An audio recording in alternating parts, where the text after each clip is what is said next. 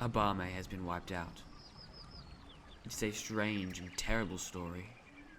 If I had not seen the few survivors with my own eyes and heard their story with my own ears, I would not have believed. Was it not on an Eke market day they fled into a mufia? 3 moons ago, on an Eke market day, a little band of fugitives came into our town. Most of them were sons of our land, whose mothers had been buried with us. But there were some too who came because they had friends in our town, and others who could think of nowhere else open to escape. And so they fled into a mufia with a woeful story. During the last planting season, a white man had appeared in their clan. An albino? He was not an albino. He was quite different. And he was riding an iron horse. The first people who saw him ran away, but he stood, beckoning to them. In the end, the fearless ones were near and even touched him.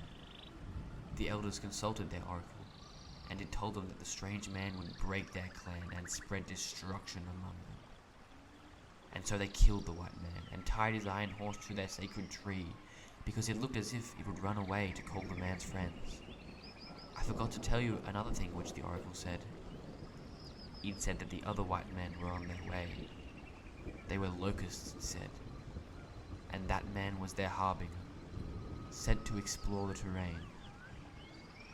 And so they killed him. What did the white man say before they killed him? He said nothing. He said something, only they did not understand him. He seemed to speak through his nose. One of the men told me that he'd repeated over and over again a word that resembled Mbano. Perhaps he'd been going to Mbano and had lost his way. Anyway, they killed him and tied up his iron horse. This was before the planting season began. For a long time, nothing happened. The rains had come and yams had been sown.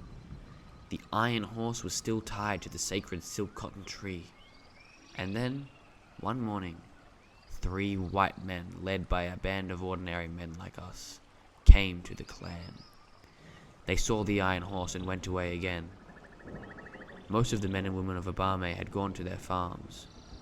Only a few of them saw these white men and their followers. For many market weeks, nothing else happened. They have a big market in Abame on every other Arfo day, and as you know, the whole clan gathers there. That was the day it happened. The 3 white men and a very large number of other men surrounded the market. They must have used a powerful medicine to make themselves invisible until the market was full. And they began to shoot.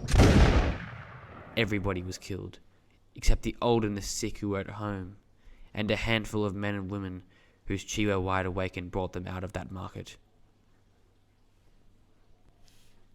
Their clan is now completely empty. Even the sacred fish in their mysterious lake have fled, and the lake has turned the color of blood. A great evil has come upon their land, as the oracle had warned.